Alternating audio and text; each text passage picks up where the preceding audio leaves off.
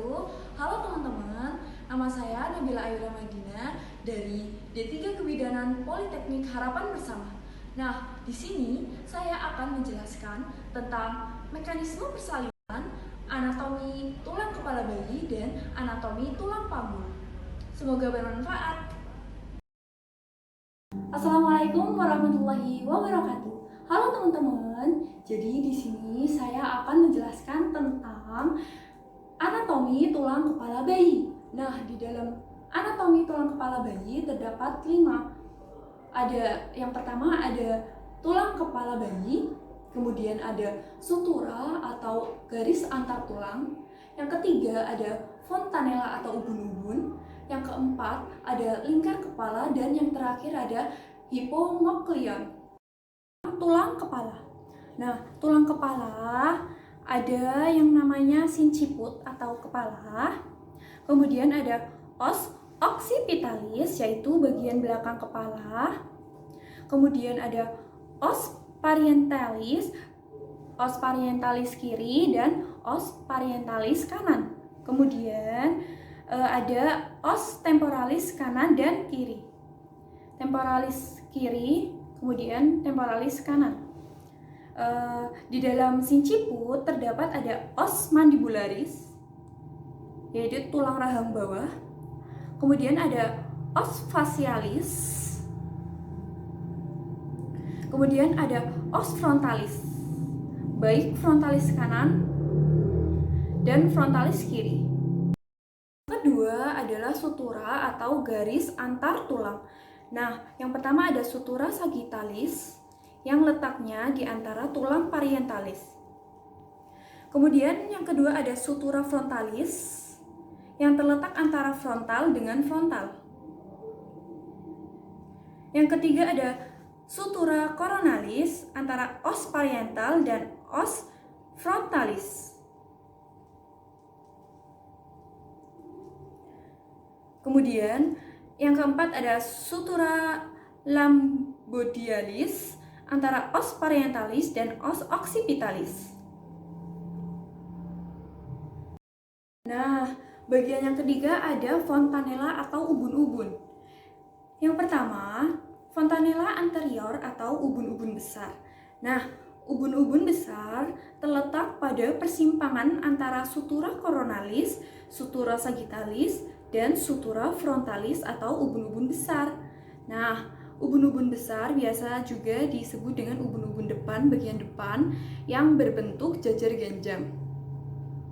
Dan yang kedua ada fontanella posterior atau ubun-ubun kecil.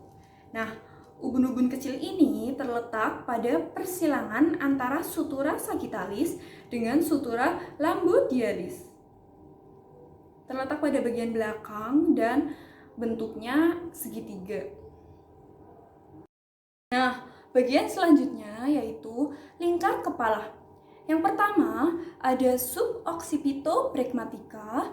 Kita ukur dari fontanella anterior, kemudian kita menuju ke occipitalis dan kembali lagi ke fontanella anterior.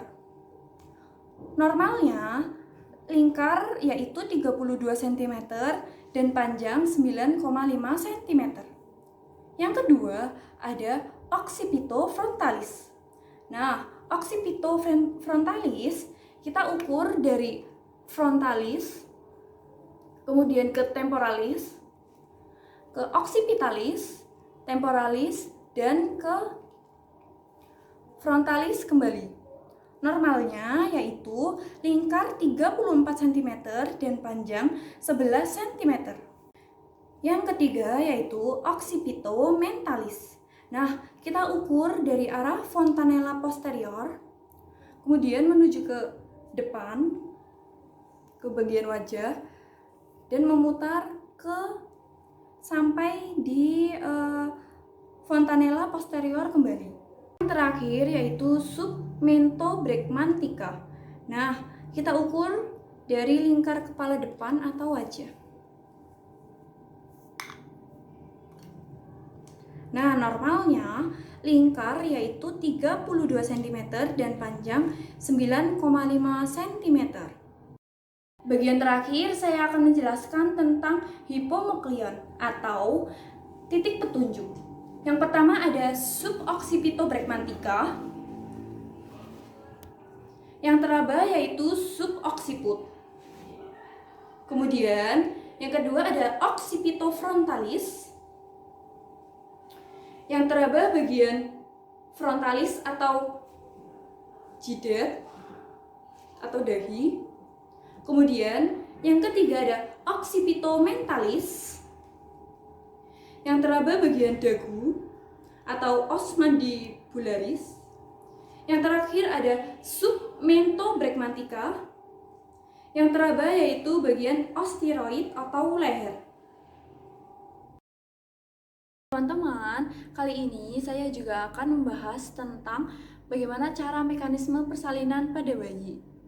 Nah, langkah yang pertama yaitu engage, di mana kepala terfiksir pada pintu atas panggul dengan occiput miring ke kiri di sebelah depan panggul ibu. Kemudian, kepala janin mengalami descensus atau penurunan. Yang pertama ada synclitismus, di mana sutura sagittalis berhimpitan dengan sumbu jalan lahir. Kemudian yang kedua ada encephalitismus anterior, di mana kepala janin masuk mengarah ke promontorium sehingga os parientalis lebih rendah dan lebih banyak teraba. Yang ketiga ada encephalitismus posterior, di mana kepala janin akan lebih cepat tersentuh dan tertahan oleh simfisis pubis. Langkah yang selanjutnya yaitu fleksi, di mana kepala janin akan menyebabkan dagu lebih menempel pada tulang dada. Kemudian, kepala janin akan mengalami rotasi, di mana kepala janin berputar sehingga subocciput berada di bawah simfisis. Nah, selanjutnya yaitu kepala janin akan mengalami ekstensi, di mana ekstensi adalah perputaran kepala dengan subocciput sebagai hipomukleon menyebabkan terjadi ekstensi sehingga lahir. Setelah kepala bayi sudah seperti ini, kita tunggu sampai bayi miring ke kanan atau ke kiri. Apabila bayi sudah miring, kita keluarkan bayi sehingga bayi lahir di dunia. Assalamualaikum warahmatullahi wabarakatuh. Halo, nama saya Nabila Ayu Madina. Di sini saya akan memberitahu kepada kalian bagaimana anatomi dari panggul. Nah, di dalam anatomi panggul, yang pertama terdapat tulang panggul atau os coxae. Nah, di dalam os coxae terdapat bagian os ilium, kemudian os ischium, setelah itu os pubis, kemudian os sacrum, dan os coccygeus atau tulang ekor. Nah, teman-teman, di dalam os ilium terdapat 4 spina dan 1 crista.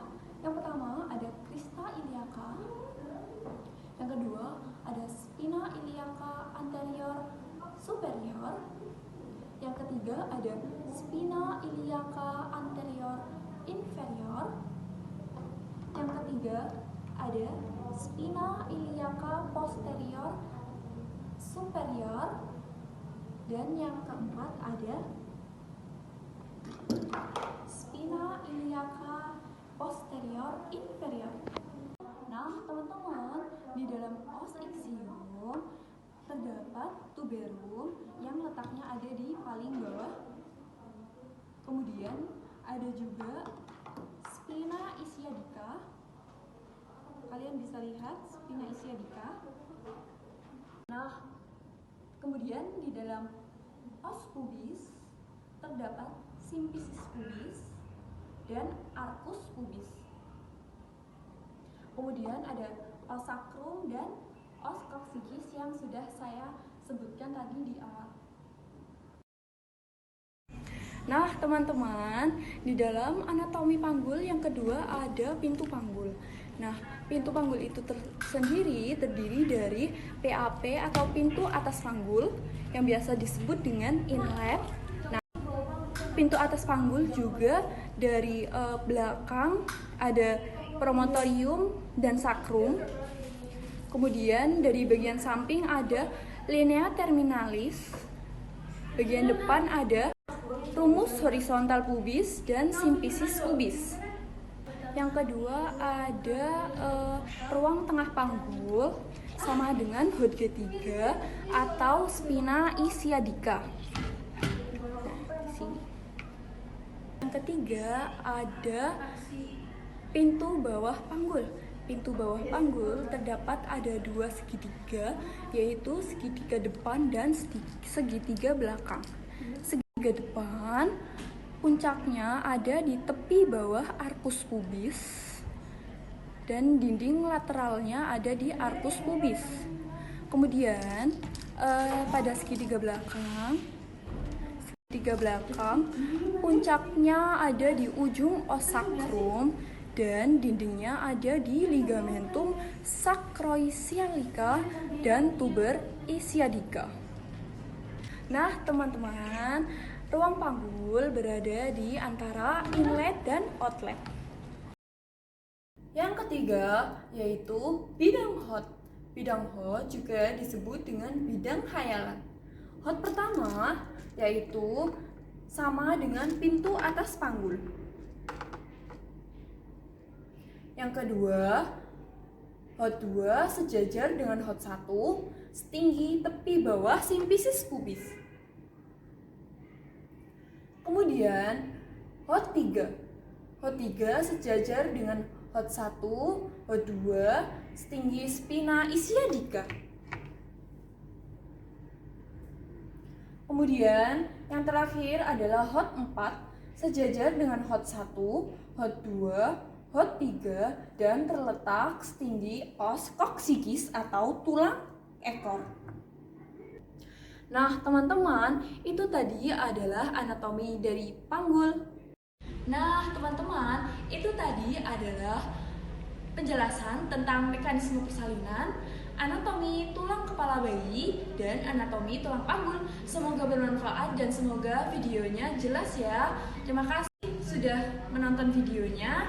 Mohon maaf apabila ada tutur kata yang kurang berkenan. Billahi taufiq wal hidayah. Wassalamualaikum warahmatullahi wabarakatuh.